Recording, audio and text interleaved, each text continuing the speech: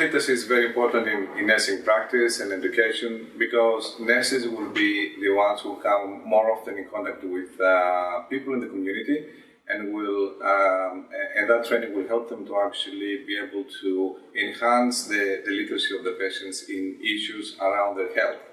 And when we talk about health literacy, it is about the individual's ability to actually interpret and make sense of health information and also utilize the appropriate services or come early for diagnosis and so on, and preventative medicine as well. So the nurses need to be educated how to enhance the health literacy of the patients, and this is a fundamental part of our health education to the patients and to the community.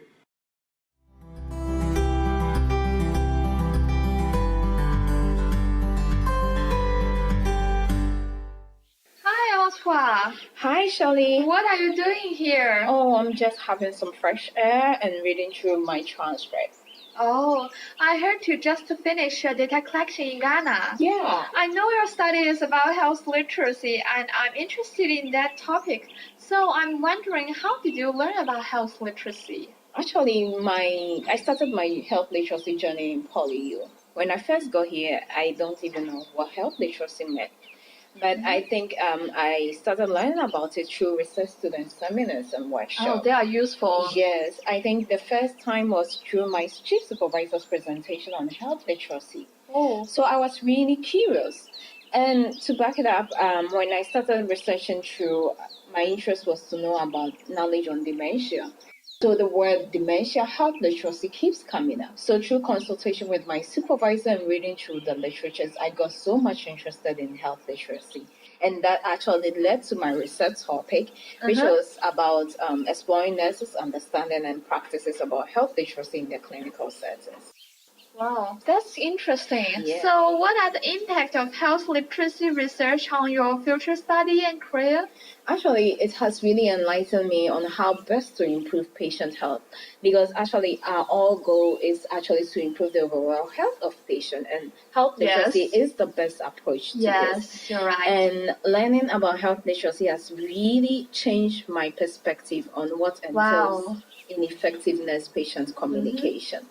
So I actually have made it my focus to actually promote adequate health literacy in the clinical settings. Yes, promoting health literacy is very important. Oh, so how did you also learn about health literacy? Because I know you have a paper on health literacy. Yes, you are right. I just published a systematic review which explores the relationship between health literacy and self-efficacy among diabetic patients. I'm also started my health literacy journey in Hong Kong. And I think, it's a really good research topic that we need to pursue. I also found that health literacy is very critical in improving self-care for diabetic patients.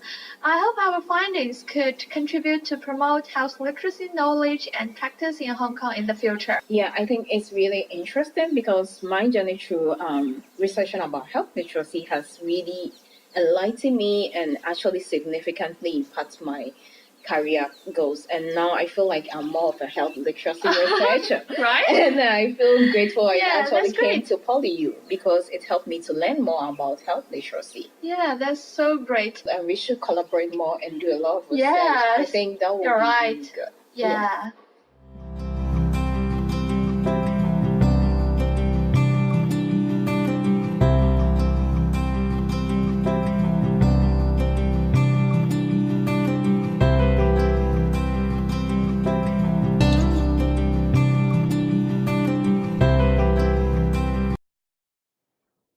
Hi, Dr. Hi, Jamie. hello. Hi, Sijang. Thank Nice you. to meet you. I just want to ask you some few questions about health literacy. I'm doing my research on it. Oh, okay. Yes. So I want to ask you, why research into health literacy among outpatients? Oh, well, it's a good question. Yeah, you know, we have 2 rep clinics in our department, and one rep clinic just located nearby in the central and the west east district, and another one is located in Aberdeen. And in these 2 rep clinics, we provide regularly risk assessment and management for all our diabetes patients. And we provide the same training to all our staffs, and using the same menu, same protocol, and all the clinical setting the same. But it's interesting, we find out in these two clinics, the patient's health behavior a little bit different.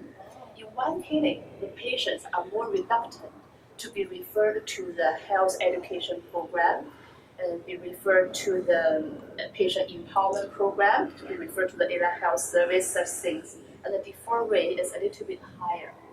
Yeah, that's not related to the outcome. The outcome is okay. Yeah, so we are thinking it's strange. What happened and what is the reason behind? Yeah, maybe they don't understand what we are talking. So let's come out. Oh, maybe this is due to the different health literacy level. So we want to study on it. Yeah. Oh, okay. So what did you find from your study? Yeah, we find it's interesting. Yeah, the health literacy level is really a little bit different in these two clinics.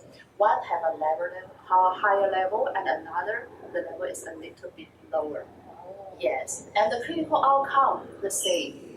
Yeah, no problem. They have the similar HbA1c control, the blood pressure control, and the other clinical outcome, but the health behavior is different, and the self-care level is different. Yes. So what was the difference? Those with lower and those with higher, were the socioeconomic status the same? You mean the social economics? Yeah. Yes. There are a lot of factors contribute to the health literacy level, the education level, the age, and the social economic level. A lot of things will affect that. Yes. That's interesting. Yes. And actually, it's kind of confirmed what I read in the literatures. Yeah. Yes, the literatures talk about people from lower socioeconomic status and lower Yeah. educational background have Yeah. low health issues. Yes. What Yes. about the nurses? The nurses within your clinic, do they know much about health literacy? I think they are not. Oh. Yes, it's interesting. When I first talk about health literacy, they usually ask, "Oh, what's that? I have never heard about it." Yeah, but they're interested on it, and if I keep talking and give more information about health literacy, and they will be, oh, that's great. Yeah, we should be aware of this, and they want to have more training. Oh, that's interesting. Yes. And actually, I also identified the same thing from Ghana.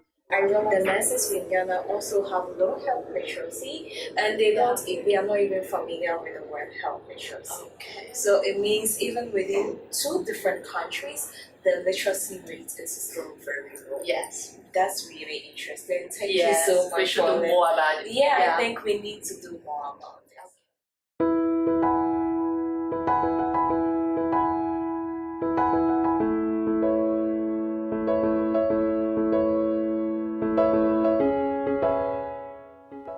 We started the research in health literacy in 2012. At that time, it is very difficult. We found that there is no instrument at all for the Chinese population. So that's why we tried to go for that. We invited a group of experts to come along to talk about how much do they know about health literacy and what did they find out when they talk to the patients who may have low health literacy. So with that focus group, with the experts, we get to know a little bit more about what is it. And after that, we try to develop instruments based on their comments and advice. With that information, we developed a scale called Chinese Health Literacy Scale for diabetes that could be used in the clinical area. We try to invite a group of people who have diabetes to come along to use the scale, and basically we are using drug labels and medical appointment sheets. This is very interesting. Many of the older adults, they are illiterate here. So that's why it's very difficult for them to understand what was mentioned in the drug labels. So with the step-by-step approach, we are able to develop a scale that could measure their health literacy.